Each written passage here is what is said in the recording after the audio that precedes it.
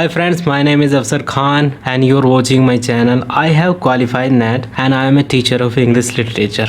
और ये मैं स्टार्ट करने जा रहा हूँ यूपी पीजीटी इंग्लिश लिटरेचर के स्टूडेंट्स के लिए एक क्रैश कोर्स। ये वीडियो डिवाइड है 3 पार्ट में। फर्स्ट पार्ट में राइटर की बायोग्राफी और उसके वर्क के बारे में कुछ फैक्ट्स होंगे और फिर राइटर ने क्या क्या वर्क लिखे उन सब की बात करेंगे। फिर लास्ट में राइटर के इम्पोर्टेंट वर्क्स को डिस्कस करेंगे, उसको समराइज या एनालाइज करेंगे। ये सारी जानकारी एग्जाम पॉइंट ऑफ व्यू के अकॉर्डिंग मैंने ली है जो आपको कोई भी इंग्लिश लिटरेचर के एग्जाम में हेल्प करेगी। सो फ्रेंड्स, आज की इस वीडियो में हम बात करने वाले हैं रॉबर्ट ली फ्रॉस्ट के बारे में। जनरली इनको जाना जाता है रॉबर्ट फ्रॉस्ट के नाम से। सो सबसे पहले इनके वर्क्स और लाइफ के कुछ फैक्ट्स को डिस्कस करते हैं। फैक्ट नंबर 1, इनका जन्म हुआ था मार्च 26, 1874 में और इनकी डेथ हुई थी जनवरी 29, 1963 में। ये अमेरिकन पोएट थे जो कि सैन फ्रांसिस्को शहर में पैदा हुए थे। फैक्ट नंबर 2, रॉबर्ट फ्रॉस्ट जब छोटे थे तो उनकी मदर ने सबसे पहले उनको लिटरेचर से इंट्रोड्यूस कराया। उनकी मदर उनको विलियम शेक्सपियर, विलियम वर्ड्सवर्थ और दूसरे राइटर्स की पोएम को पढ़कर सुनाती थी। फैक्ट नंबर 3, रॉबर्ट फ्रॉस्ट का सबसे पहला वर्क इंग्लैंड में पब्लिश हुआ था, ना कि यूनाइटेड स्टेट में। फैक्ट नंबर 4, रॉबर्ट फ्रॉस्ट ने अपनी पोएम्स में जो सेटिंग यूज़ की है वो अर्ली 20th सेंचुरी के रूरल न्यू इंग्लैंड की है। इसमें और भी थीम्स शामिल हैं जैसे कि social and philosophical themes. Fact number 5, Robert Frost को उनकी लाइफ में कई बार सम्मानित किया गया। रॉबर्ट फ्रॉस्ट इंग्लिश लिटरेचर में पहले ऐसे राइटर हैं जिनको 4 बार पुलित्ज़र प्राइज़ फॉर पोएट्री दिया गया। पहला 1924 में, ये फर्स्ट प्राइज़ उनको उनकी book new Hampshire a poem with notes and grace notes के लिए दिया गया। इसके बाद में 1931 में कलेक्टेड पोएम्स के लिए, और इसके बाद में 1937 में ए फर्दर रेंज के लिए, और इसके बाद में 1943 में ए विटनेस ट्री के लिए। फैक्ट नंबर 6, रॉबर्ट फ्रॉस्ट ने अपनी ज़िंदगी में अलग अलग तरह के काम किए थे, जैसे कि उन्होंने अपनी मदर के साथ में मिलकर के कुछ बच्चों को पढ़ाया था। उन्होंने न्यूज़पेपर भी डिलीवर किए थे। इसके बाद में इन्होंने एक फैक्ट्री में कार्बन आर्क लैम्प्स को भी मेंटेन किया था। इसके बाद में उन्होंने और दूसरे काम भी किए, लेकिन इन काम में उनका मन नहीं लगता था और ना ही इन कामों को वो पसंद करते थे। फैक्ट नंबर 7, 1894 में उन्होंने अपनी पहली पोएम को बेच दिया जिसका नाम था माई बटरफ्लाई एन एलिजी। ये उन्होंने $15 में बेची जिसकी कीमत आज होती है $449। फैक्ट नंबर 8, इज़रा पॉन्ड सबसे पहले ऐसे अमेरिकन राइटर थे जिन्होंने रॉबर्ट फ्रॉस्ट के फेवर में कुछ लिखा था। फैक्ट नंबर 9, वो मानते थे कि उनकी एक पोएम जिसका नाम है द रोड नॉट टेकन, उसको बहुत ही गलत तरीके से समझा गया है। इस पोएम को स्कूल और कॉलेजेस में पढ़ाया जाता है बच्चों को न्यू पाथ्स को सर्च करने के लिए या उनको इंस्पायर करने के लिए। लेकिन फ्रॉस्ट की इस पोएम को लिखने के पीछे कभी ये इंटेंशन नहीं थी, क्योंकि इस पोएम को इतना सीरियस ले लिया जाएगा ये उन्होंने भी उम्मीद नहीं की थी। उन्होंने ये पोएम अपने फ्रेंड एडवर्ड थॉमस के लिए एक प्राइवेट जोक की तरह लिखी थी, क्योंकि वो दोनों एक डाइवर्जन पर आ गए और कंफ्यूज हो गए कि अब वो कौन सा रास्ता चूज़ करें। और जब उन्होंने एक चुना तो उन्हें पछतावा हुआ कि उन्होंने दूसरा क्यों नहीं चुना। Fact number 9, American president John F Kennedy ने फ्रॉस्ट को इनवाइट किया था 1961 में अपने एक इनागोरेशन पर पोएम रीड करने के लिए। फ्रॉस्ट ने इस मौके पर डेडिकेशन नाम की एक पोएम को प्रिपेयर किया था, लेकिन पोएम की टाइपिंग जो थी वो बहुत ही लाइट थी और सन की रोशनी में उनको कुछ खास दिखाई नहीं दिया और उन पे वो पोएम नहीं पढ़ी गई। लेकिन फिर उन्होंने दूसरी पोएम पढ़ी थी जिसका नाम था गिफ्ट और ट्राइट। ये पोएम उनको बाई हार्ट याद थी। फैक्ट नंबर 10, उनके जो ग्रेव्स पर जो लाइन लिखी है वो उनकी ही पोएम्स में से ली गई है। जो लाइन इस तरह से है, I had a lover quarrels with the world. ये लाइन उन्हीं की एक पोएम जिसका नाम है द लेसन फॉर टुडे से ली गई है। Fact number 11, Robert Frost one of the most popular 20th century के पोएट माने जाते हैं। अब बात करते हैं कि रॉबर्ट फ्रॉस्ट जो थे वो किन किन राइटर्स से इन्फ्लुएंस्ड हुए या प्रभावित हुए। इस लिस्ट में सबसे पहला नाम आता है रॉबर्ट ग्रेवेस का, उसके बाद में रूपर्ट ब्रोक, उसके बाद में Thomas Hardy, then William Butler Yeats, and last John Keats. अब बात करते हैं कि रॉबर्ट फ्रॉस्ट ने किन किन राइटर्स को प्रभावित किया। तो सबसे पहले नाम आता है रॉबर्ट फ्रांसिस का, इसके बाद में सीमस हीने, रिचर्ड विल्बर, एडवर्ड थॉमस, उसके बाद में जेम्स राइट। इसके बाद में उनके कुछ सिलेक्टेड वर्क्स के बारे में बात करते हैं। सबसे पहला पोएट्री कलेक्शन आता है रॉबर्ट फ्रॉस्ट का ए बॉयज़ विल, जो पब्लिश हुआ था 1930 में। इसके बाद में दूसरा पोएट्री कलेक्शन आता है नॉर्थ ऑफ बॉस्टन, जो पब्लिश हुआ था 1940 में। इसमें कुछ फेमस पोएम इस तरह से हैं, आफ्टर एप्पल पिकिंग, दूसरी है the death of the hard man and third mending wall.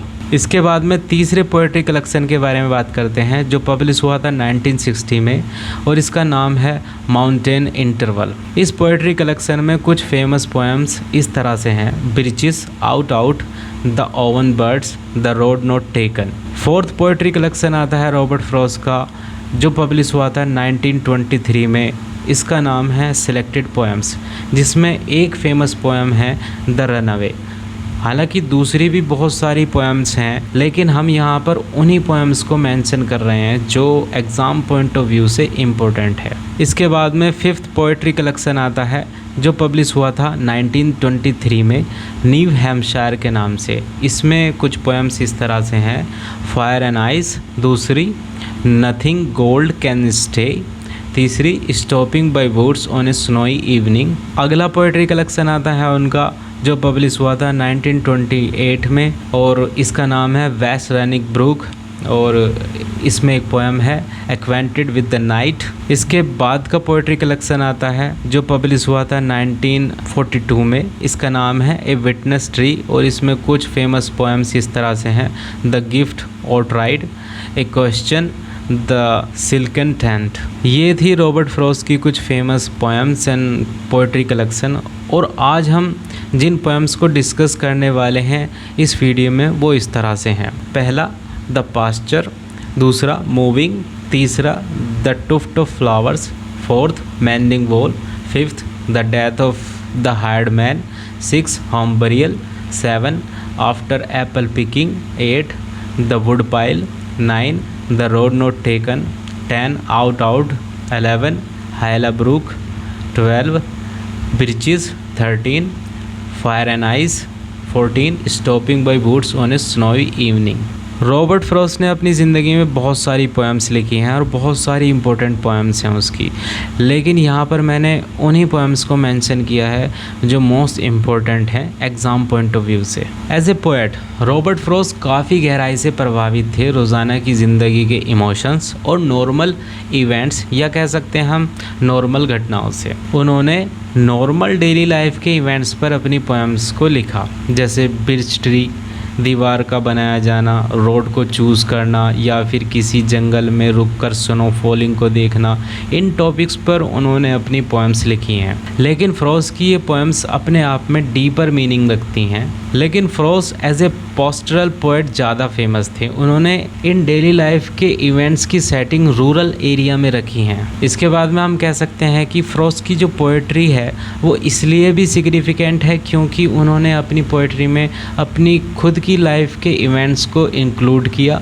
Frost अपनी ज़िंदगी में एक हैप्पी आदमी नहीं थे, एक खुश आदमी नहीं थे, बल्कि उन्होंने अपनी ज़िंदगी में बहुत दिक्कतों का सामना किया, बहुत मुश्किलों का सामना किया। इसी की वजह से उनकी लाइफ में डिप्रेशन, एंजाइटी जैसी फीलिंग पूरी ज़िंदगी रही और इसका इन्फ्लुएंस उनकी अपनी पोएट्री में डायरेक्ट तरीके से पड़ा। अगर हम बात करें कि रॉबर्ट फ्रॉस्ट ने क्या क्या प्रॉब्लम्स को फेस किया, तो हम कह सकते हैं कि सबसे पहले उनके पिता की डेथ जल्दी हो गई थी, फिर मदर की डेथ हो गई, इसके बाद में सिस्टर और उनके 6 बच्चों में से 4 की डेथ हो गई थी, फिर उनकी वाइफ की डेथ भी जल्दी हो गई। इन सारे इंसिडेंट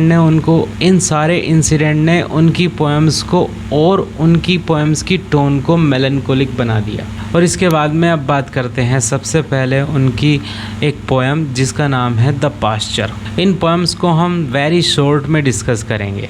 इस पोएम में स्पीकर कहता है कि उसको जल्दी से कुछ काम करने के लिए खेतों में जाना है। जो पत्तियां पेड़ों से गिर गई हैं उनको साफ़ करने के लिए जाना है। फिर वो वहाँ से बछड़े को लेके आएगा और वो वहाँ पे पत्तियों से गिरते हुए पानी को देखेगा और वो उस बछड़े और उसकी माँ के बारे में सोचता है। ये एक 8 लाइन की पोएम है और इस पोएम में एक लाइन बार बार रिपीट होती है जो दिखाती है स्पीकर इस पोएम में किसी की केयर करता है और वो जिसकी केयर करता है उसके साथ को छोड़ना नहीं चाहता। इस पोएम की फर्स्ट 4 लाइन्स इस तरह से हैं। I am going out to clean the pasture spring, I will only stop to rake the leaves away and wait to watch the water clear I may, I shall not be gone long, you come too। इसके बाद में दूसरी poem आती है जिसका नाम है moving. अगर इस पोएम की लाइंस की बात करें तो इसमें 14 लाइंस हैं, तो इस हिसाब से ये एक सोनेट हुई, लेकिन ये एक सोनेट नहीं है।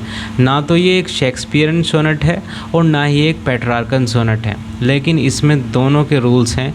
ये शेक्सपियर की सोनेट की तरह लास्ट में एक कपलेट से एंड होती है, लेकिन इस कपलेट में शेक्सपियर की सोनेट की तरह राइमिंग स्कीम नहीं है, लेकिन इसमें सॉल्यूशन दिया है ऊपर की 12 लाइनों का, जैसा कि शेक्सपियर करता है अपनी सोनेट्स में। शेक्सपियर सोनेट में 3 स्टैंजास होते हैं जिसमें 4 लाइन्स होती हैं और बाद में 2 लाइन्स का एक दोहा होता है, मीन्स एक कपलेट होता है।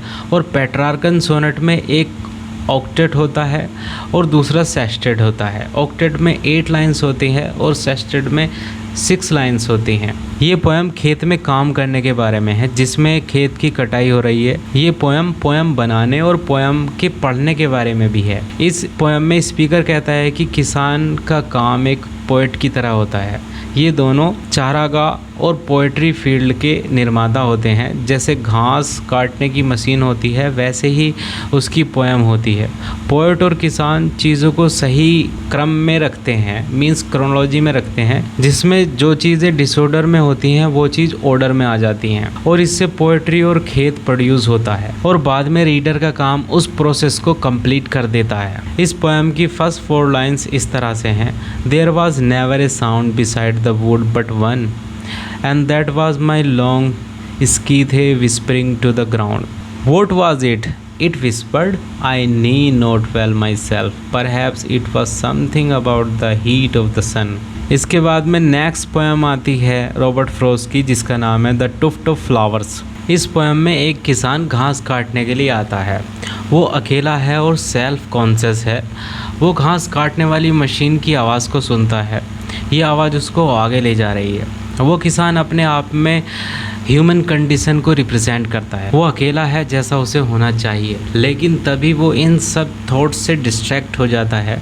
वो एक घबराई हुई बटरफ्लाई मीन्स तितली को देखता है। वो किसान उस बटरफ्लाई के बारे में सोचता है कि तितली ज़रूर किसी फ्लावर को तलाश कर रही होगी जो उसे शायद कम याद हो, क्योंकि अब तो बहुत सारे जो फ्लावर्स हैं वो कट गए हैं। वो स्पीकर से दूर उड़ जाती है लेकिन फिर वापस एक चक्कर लगा के वहीं पर आ जाती है। स्पीकर उस बटरफ्लाई को चक्कर लगाते हुए देखता है, एक फ्लावर का गुच्छा जो खिला हुआ है। ये फ्लावर्स उस मशीन से बच गए थे जो कटे नहीं थे। स्पीकर अंदाज़ा लगाता है उस तितली की सुबह की खुशी से, अपने अकेलेपन का, और तितली को देखकर उसका अकेलापन भी थोड़ा कम हो गया है। अब किसान अपने भाईचारे को याद करता है कि लोग काम करते हैं चाहे वो साथ में काम करें या फिर अकेले में। इस पोएम की जो फर्स्ट लाइन है वो इस तरह से है। I went to turn the grass once after once, who moved it in the dew before the sun. The dew was gone that made his blade so keen before I came to view that leveled scene. Robert Frost की next poem आती है mending wall. ये Robert Frost की काफ़ी famous poem है। ये poem एक monologue है जो ब्लैंक वर्स में है। ये पोएम एक स्टोन वॉल के बारे में है जो 2 प्रॉपर्टी को अलग करती हैं। 2 पड़ोसी होते हैं, वो स्प्रिंग टाइम में मिलते हैं।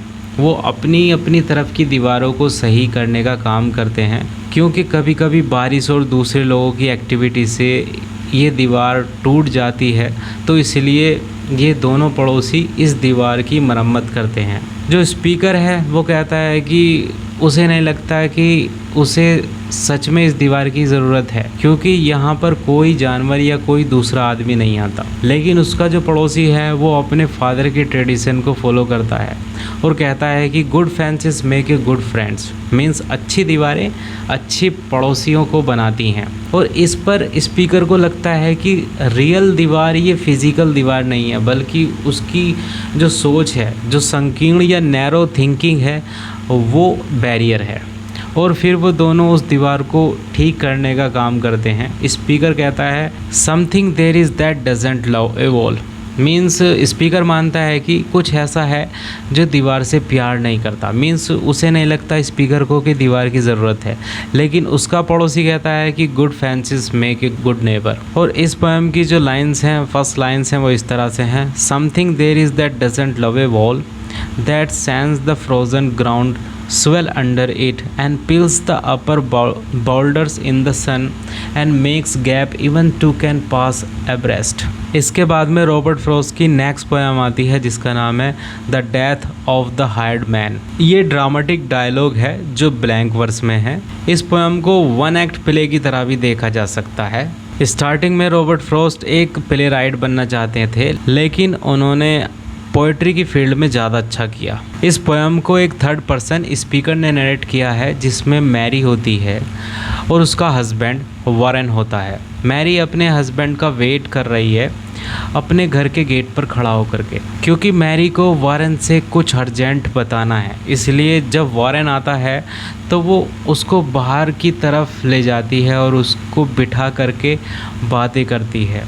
वो कहती है कि साइलस जो उनका एक हायर्ड मैन है, मीन्स एक नौकर है, वो वापस आ गया है और मैरी ने उसको चाय और बेड दिया है रात को सोने के लिए। इस बात से वॉरेन बिल्कुल भी खुश नहीं है, क्योंकि साइलस ने उनको निराश किया था और वो चला गया था। मैरी वॉरेन से उस पर दया करने के लिए कहती है। साइलस अब एक ओल्ड मैन है और ठीक नहीं है। वॉरेन साइलस की एक उपलब्धि को याद करता है कि वो बहुत ही अच्छी तरीके से घास को बांधने का काम करता था। लेकिन वॉरेन कहता है कि उसका जो भाई है वो ज़्यादा एप्रोप्रिएट है, ज़्यादा अच्छा है काम करने में।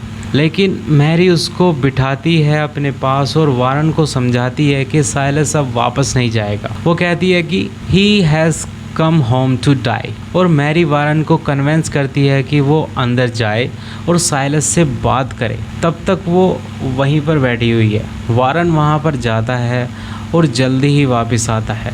जब मैरी पूछती है कि उसने क्या कहा, तो वॉरेन सिर्फ एक ही वर्ड बोलता है कि डैड। इस पोएम की फर्स्ट लाइंस इस तरह से हैं। Mary sat musing on the lamp flame at the table waiting for Warren. When she heard his step, she ran on tiptoe down the darkened passage to meet him in the doorway with the news and put him on his guard. Silas is back। Robert Frost की next poem आती है home burial. इस poem में death के deep सोरो को दिखाया गया है। एक आदमी जिसकी वाइफ अपने घर की सीढ़ियों से उतरकर नीचे आ रही है, उसका हस्बैंड उसे ऊपर से आते हुए देख रहा है। उसकी वाइफ वहाँ पर रुक जाती है। उसका हस्बैंड उसके पास जाता है और पूछने के लिए आगे बढ़ता है कि वो इतना क्यों परेशान है या इतना दुखी क्यों है। वो विंडो के बाहर देख रही है और वो अपने हस्बैंड को कोई आंसर नहीं देती। वो विंडो से घर के बाहर उस जगह को देखती है जहाँ पर उसके हस्बैंड के पूर्वज दफन है। वहाँ पर उसका बेटा भी दफन है, जिसकी वजह से वो दुखी है। उसका हस्बैंड उससे अपने चाइल्ड की डेथ के बारे में बात करना चाहता है, लेकिन वो ऊपर से नीचे आती है और बाहर दरवाजे पर पहुंचती है। हस्बैंड उससे रिक्वेस्ट करता है कि वो उसे कुछ बताए, आखिर वो क्या चाहती है, उसे बात करने का एक मौका दे। हस्बैंड कहता है कि वो ज़रूरत से ज़्यादा सेंसिटिव हो रही है। उसका हस्बैंड उसे डोर से वापस आने को कहता है और कहता है कि देखो सड़क से कोई आ रहा है। वो दरवाज़ा खोलती है और बाहर जाने लगती है। इतने में उसका हस्बैंड कहता है कि अगर वो बाहर जाएगी तो उसको मजबूरन उसके पीछे आना पड़ेगा, उसको वापस लाने के लिए, चाहे उसे फोर्स का यूज़ करना पड़े। इस पोएम की कुछ फर्स्ट लाइन इस तरह से हैं। ही saw her from the bottom of the stairs before she saw him. She was starting down, looking back over her shoulder at some fear. She took a doubtful step and then undid it. इसके बाद में Robert Frost की next poem आती है after apple picking. इस poem में एक लड़का पूरे दिन से सीढ़ी पर चढ़कर एप्पल्स को तोड़ने का काम कर रहा है। उसने उस पेड़ के सारे एप्पल्स अभी तक नहीं तोड़े हैं, लेकिन रात होने वाली है और वो थका हुआ है। उसको सुबह के टाइम का विज़न याद आता है शाम के टाइम में, कि कैसे उसने अपने चारों तरफ घास को देखा था, उसके पानी पीने के बर्तन में जमे बर्फ़ के थ्रू। जब वो उसमें से देखता है तो उसको ऐसा लगता है कि जैसे ये दुनिया बर्फ़ की तरह मेल्ट हो रही हो, पिघल रही हो, और फिर वो बर्फ़ जो होता है वो नीचे गिर जाता है। वो सोचता है कि उसे या तो नींद आ चुकी है या फिर वो जागा हुआ है। वो थका होने की वजह से कंफ्यूज है। वो सोचता है कि अब सोने के बाद में वो एप्पल्स के बारे में ड्रीम देखेगा। ये लड़का एप्पल्स को हार्वेस्ट करते करते थक गया है। यहाँ पर बहुत सारे एप्पल्स हैं और उसको सब के सब बड़ी केयर से तोड़ने हैं। एक भी एप्पल्स नीचे नहीं गिरना है। अगर कोई एप्पल नीचे गिरता है तो वो ख़राब हो जाएगा और वो सिर्फ साइडर या जूस बनाने के काम आ पाएगा, और एप्पल साइडर को वर्थलेस समझा जाता है। वो इमेजिन करता है कि एप्पल के नीचे गिरने की जो थॉट है वो उसको नींद में परेशान करेगी। उसे इस बात का एहसास है कि या तो वो एक लॉन्ग स्लीप में है या फिर ये उसकी एक नॉर्मल स्लीप है। इस पोएम की फर्स्ट लाइन कुछ इस तरह से हैं। My long two pointed ladder sticking through a tree toward heaven still, and there is a barrel that I didn't fill beside it, and there may be 2 or 3 apple I didn't pick upon some bough. Robert Frost की next poem आती है जिसका नाम है would pile, जिसका मतलब होता है लकड़ी का गट्ठा। इस पोएम में रॉबर्ट फ्रॉस्ट स्पीकर की जर्नी के बारे में बात करता है, जिसमें वो जंगलों से होता हुआ जाता है और वहाँ पर उसको एक लकड़ी का बंधा हुआ गट्ठा मिलता है। इस पोएम में 39 लाइन्स हैं और ये लिखी गई है ब्लैंक वर्स में। ये पोएम स्टार्ट होती है स्पीकर के साथ में। वो अपनी जर्नी के बारे में बता रहा है। वो ट्रैवल करता है अपने घर से दूर एक जमी हुई दलदल के ऊपर से। उसे नहीं पता है कि ये जर्नी उसके लिए अच्छी होगी या बुरी, लेकिन वो इसको करने के लिए कमिटेड है। इसके बाद उसको एक अजीब बर्ड मिलती है। वो बर्ड उसको कहीं ले जाती है। जब वो एक ठंडे इलाके में पहुंच जाता है तो वहाँ पर उसको एक लकड़ी का गट्ठा पड़ा हुआ मिलता है। यहाँ पर कोई आसपास कोई नहीं है, ना ही किसी के पैरों के निशान हैं। स्पीकर को समझ नहीं आ रहा कि ये लकड़ियाँ पूरे दिन की मेहनत के बाद में किसने काटी होंगी और फिर ये लकड़ियाँ इस तरह से छोड़ दी। ये लकड़ियाँ आसानी से किसी भी घर को गर्म करने का काम कर सकती थी इस ठंडे मौसम में। इस पोएम की कुछ लाइंस हैं। फर्स्ट लाइंस इस तरह से हैं। Out walking in the frozen swamp one grey day I paused and said I will turn back from here, no I will go on further and we shall see. The hard snow had me save where now and then one foot went through. इसके बाद में Robert Frost की next poem आती है out out. ये एक tragic poem है जिसमें एक यंग मैन लकड़ी काट रहा होता है मशीन से न्यू इंग्लैंड में जलाने के लिए। शाम के टाइम लड़के की सिस्टर उस लड़के को शाम के खाने के लिए बुलाती है। एक्साइटेड में आकर लड़के का हाथ एक्सीडेंटली कट जाता है उस लकड़ी काटने की मशीन से। वो अपनी सिस्टर से रिक्वेस्ट करता है कि वो नहीं चाहता कि डॉक्टर आके उसके हाथ को काट दे सर्जरी से, मीन्स और काट दे, लेकिन बाद में उसको पता चलता है कि उसका ज़्यादा खून बह चुका है और वो अब बच नहीं सकता, और वो बच्चा जो होता है, लड़का होता है, वो एनेस्थीसिया से मर जाता है और सभी अपने अपने वर्क पे लौट जाते हैं। ये पोएम 1960 में पब्लिश की गई थी। पोएम की सबसे डार्क थीम है। इस पोएम में एक लड़के का हाथ कट जाता है, जैसे कि हमने अभी बात की थी। ये पोएम इंस्पायर थी एक रियल इवेंट पर। एक बार फ्रॉस्ट के पड़ोसी का बेटा इस तरह मर जाता है 1910 में।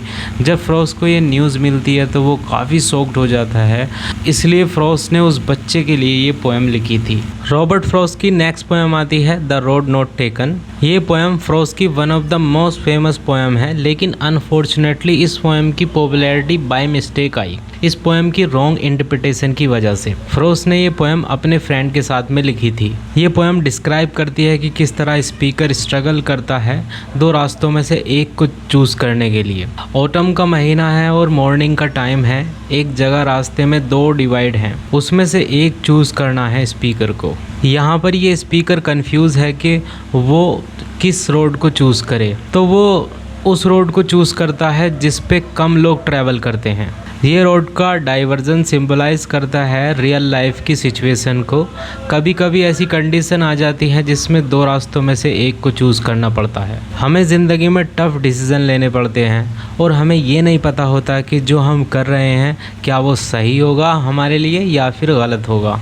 हम जो भी कोई डिसीज़न लेते हैं वो अपनी होप्स और डिज़ायर के बेस पर लेते हैं। कभी कभी हम ऐसे डिसीज़न लेते हैं जो कम लोग लेते हैं। वो सोचते हैं कि अगर कुछ गलती हुई तो हम वापस आ सकते हैं और दोबारा से स्टार्ट कर सकते हैं, लेकिन रियलिटी में हम काफ़ी दूर निकल जाते हैं और लास्ट में हम सिर्फ पछताने के अलावा और कुछ नहीं कर पाते। और ये भी पॉसिबल है कि हम उन्हीं डिसीज़न की वजह से एक्स्ट्रा ऑर्डिनरी पर्सन बन जाते हैं। सो ये पोएम ज़िंदगी में सही फैसले लेने के बारे में है। ये पोएम डिस्क्राइब करती है कि लाइफ में हमें सही डिसीज़न लेने के लिए सीरियस होना चाहिए और अपनी समझदारी का यूज़ करना चाहिए, क्योंकि हमारे प्रेजेंट के जो डिसीज़न होते हैं वो हमारे फ्यूचर को बिल्ड करते हैं। और अगर एक बार हम डिसीज़न ले लेते हैं तो वापस आना या फिर दोबारा से स्टार्ट करना बहुत ही मुश्किल हो जाता है। फिर ये डिसीज़न हमको पछताने के सिवा और कोई रिजल्ट नहीं दे सकता। इस पोएम की फर्स्ट लाइन्स कुछ इस तरह से हैं।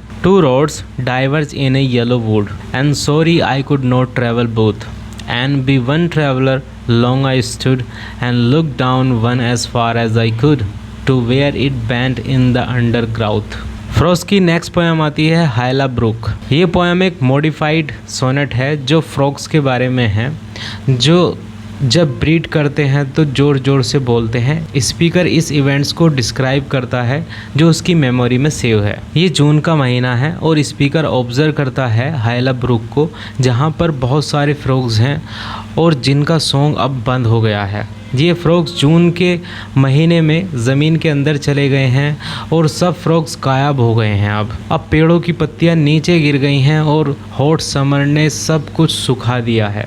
वो पत्तियां भी सूख चुकी हैं और एक लेयर सी ज़मीन पर फैल गई हैं। स्पीकर कहता है कि ब्रूक जो होते हैं मीन्स फ्रॉग अब कहीं नहीं है सिवाय उन लोगों के माइंड में जो लोग उन फ्रॉग्स को याद रखते हैं या जिनकी मेमोरी अच्छी है और वो उन फ्रॉग्स को याद रख सकते हैं।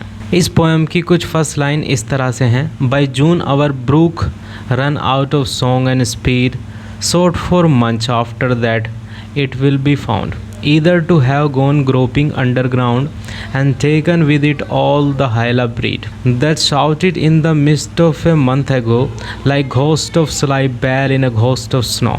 फ्रोस्ट की नेक्स्ट पोएम आती है ब्रिचेस। फ्रोस्ट की ये poem one of the most famous admired and thoughtful poem है। इस पोएम की थीम नेचर के ट्रूथ के चारों तरफ घूमती है। ये बताती है फैक्ट और फिक्शन के बीच की रिलेशनशिप क्या होती है, कि एक मीनिंगफुल ज़िंदगी में लाइफ और आर्ट के बीच में बैलेंस होना चाहिए। इस पोएम में एक सिंपल सा एक्ट है बिर्च ट्री की डालियों पर बच्चों का स्विंग करने का। ये एक कॉमन गेम है बच्चों के बीच में। जब फ्रोस्ट न्यू इंग्लैंड में था तो वो गांव में ऐसे ही खेला करता था। आगे वो इस पोएम में अपने बचपन को याद करता है। बचपन को याद करने से बिजी लाइफ से थोड़ी राहत मिल जाती है। यह हमें रियलिटी और हार्डशिप से दूर ले जाती है और थोड़ी देर के लिए हम वही लाइफ दोबारा से जी लेते हैं। इस पोएम में जब नरेटर बिर्च ट्री को देखता है जंगल में तो वो कल्पना करने लगता है कि ये जो मुड़ी हुई ब्रांचेस हैं इस ट्री की या फिर ये डालियां हैं, ये ज़रूर बच्चों के खेलने की वजह से झुकी होंगी, क्योंकि बच्चे इन डालियों पर ऊपर चढ़ के नीचे स्विंग करके आते हैं। इस वजह से ये डालियां नीचे झुकी हैं। लेकिन रियलिटी में ये ब्रांचेस जो हैं वो आइस गिरने या फिर स्टॉर्म से झुक गई हैं। जब इन ट्रीज़ की पत्तियों पर आइस गिरता है तो वजन की वजह से ये नीचे की तरफ झुक जाती हैं। लेकिन स्पीकर फर्स्ट आइडिया को ज़्यादा प्रेफर करता है, उस पर ज़्यादा फोकस करता है और अपने आप से इस फर्स्ट आइडिया पर बिलीव करने को कहता है। और वो इमेजिन करता है जब वो बच्चा था और इस तरह खेला करता था। तो इसके बाद में वो उस टाइम में वापस जाना चाहता है, उस ज़िंदगी को दोबारा से जीना चाहता है जिस टाइम पर उसने एक ऐसी ज़िंदगी बिताई जो केयर फ्री लाइफ थी उसकी ज़िंदगी की। इस पोएम की कुछ फर्स्ट लाइंस इस तरह से हैं। When I see birches bend to left and right across the lines of strider darker trees, I like to think some boys been swinging them, but swinging doesn't bend them down to stay. Robert Frost की next poem आती है fire and ice. ये छोटी कविता दुनिया के faith के बारे में क्वेश्चन करती है। इस पोएम में स्पीकर क्वेश्चन करता है कि ये दुनिया बर्फ़ से नष्ट होगी या फिर फायर से, आग से। लोग इस बात के दोनों साइड पर बहस करते हैं और फ्रॉस्ट जो होता है वो अपनी व्यक्तिगत राय रखता है इसके बीच में। और स्पीकर कहता है अगर हम लोगों की बात करें तो जो पैशंस हैं, एम्बिशंस हैं, उन्हें देखा जाए तो ये दुनिया जो है वो फायर से ख़त्म होनी चाहिए। लेकिन इसके साथ में अगर लोगों के बीच में नफ़रत को देखा जाए तो ये दुनिया ख़त्म होनी चाहिए बर्फ़ के साथ में, यानी कि आइस से ख़त्म होनी चाहिए, क्योंकि आइस जो होती है वो उसी तरह से विनाशकारी होती है जिस तरह फायर होती है। इस पोएम में एक अमेरिकन नॉवेलिस्ट को इंस्पायर किया है जिसका नाम है आर मार्टिन, जिनकी एक फेमस नॉवेल की एक सीरीज़ है जिसका नाम है a song of ice and fire. इनके इस नॉवल सीरीज़ पर एक फेमस टीवी शो भी बन चुका है जिसका नाम है गेम ऑफ थ्रोन। शायद आप में से कईयों ने ये टीवी शो देखा होगा। मैं पर्सनली अपनी बात करूँ तो मुझे ये शो काफ़ी पसंद आया। लास्ट में बात करते हैं इस पोएम की फर्स्ट लाइन की, तो वो इस तरह से हैं। Some say the world will end in fire, some say in ice. From what I have tasted of desire, I hold with those who favor fire. But if it had to perish twice, I think I know enough of hate to say that to destruction ice is also great and would suffice. ये line जो आपके सामने है ये पूरी complete poem है। इसके बाद में जो पोएम आती है उसका नाम है stopping by woods on a snowy evening.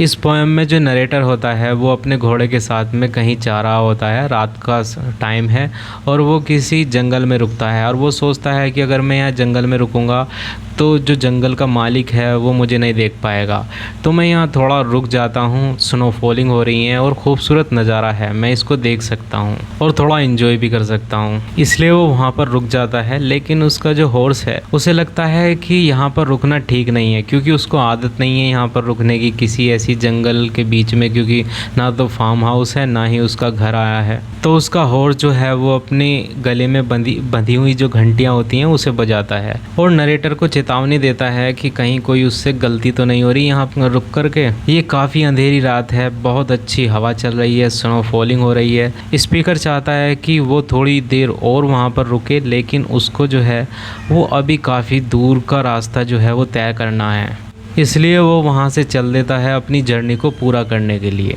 क्योंकि उसको जो है रात होने से पहले अपने घर पहुँचना है। इस पोएम की फर्स्ट लाइन जो है वो इस तरह से हैं। Whose words these are, I think I know. His house is in the village though. He will not see me stopping here to watch his woods fill up with snow. ये इस poem की first line है और जितनी important इस poem की first line है उतनी ही इम्पोर्टेंट इस पोएम की लास्ट लाइंस भी हैं, तो वो भी इस तरह से हैं। The woods are lovely dark and deep but I have promises to keep and miles to go before I sleep and miles to go before I sleep. Means ये जो वुड्स हैं वो बहुत ही लवली हैं, बहुत ही खूबसूरत लग रहे हैं, डार्क हैं और डीप हैं। मुझे यहाँ पर ठहरना अच्छा लग रहा है, लेकिन मैंने जो वादे किए हैं मुझे उन्हें पूरा करना है। मुझे आज रात सोने से पहले अपनी जर्नी को पूरा करना है और मुझे माइल्स चलना है, बहुत दूर चलना है बिफोर आई स्लीप। और ये दोबारा से यही लाइन आती है, वो फिर से कहता है और मुझे बहुत दूर चलना है, मीलों चलना है सोने से पहले। सो फ्रेंड्स, ये थी रॉबर्ट फ्रॉस्ट की कुछ इंपॉर्टेंट पोएम्स जिनको हमने यहाँ पर वेरी शॉर्ट में डिस्कस किया। सो गाइस, आज की इस वीडियो में इतना ही था। Thanks for watching me, have a nice day.